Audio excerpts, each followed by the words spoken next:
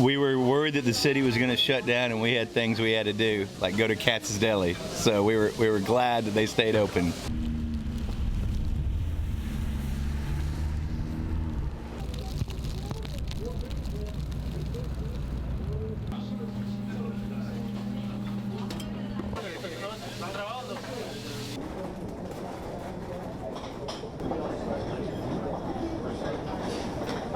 Well, being from Seattle, I'm used to weather, and we go out in it all the time, and they said 12 inches, and we got 3 inches, so to me this was a bargain, and I wanted to get a great meal that I'm going to get here.